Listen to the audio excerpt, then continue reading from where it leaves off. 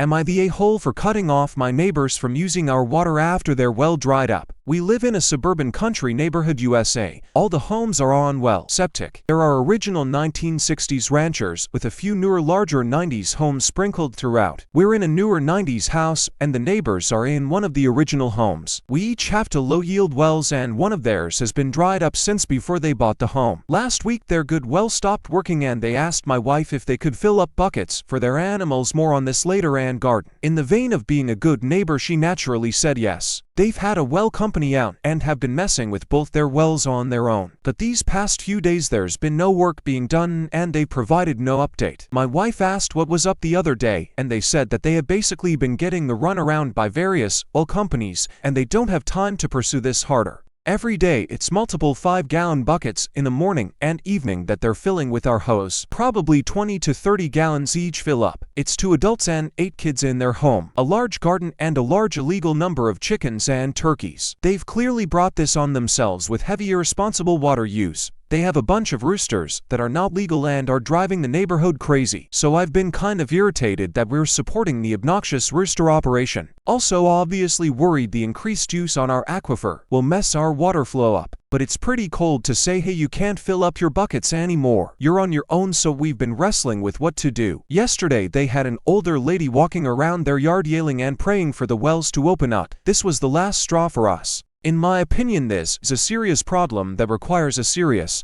timely solution, and they've got a lady basically doing a rain dance. Last night my wife told the mom next door that we can't provide water anymore and that we could give them another 24 hours of water use to figure it out, and the mom got upset and walked away from my wife while she was speaking to her, which makes us feel better about our choice. Basically, them. They're rude and ungrateful, but again still obviously, you feel bad about cutting off a house full of kids from water use. Also, none of the other neighbors are going to help because they're upset about the roosters, so they're on their own now. So am I the a-hole here? Here are the top comments, plus Opie's reply. Not the a-hole. I mean, a lack of running water should absolutely be their top priority, especially given how many living things they have that need it. You have some legitimate concerns and some spurious reasons for doing it, but this is entirely on them. If they can't prioritize the one thing that absolutely everything needs to live and thrive, then that's on them. I'm quite sure they can go buy water at the store, so no one is in mortal danger here. Not the a-hole. I think it has only been a little over a week max. I don't know how long it takes to fix a well or what the solution is,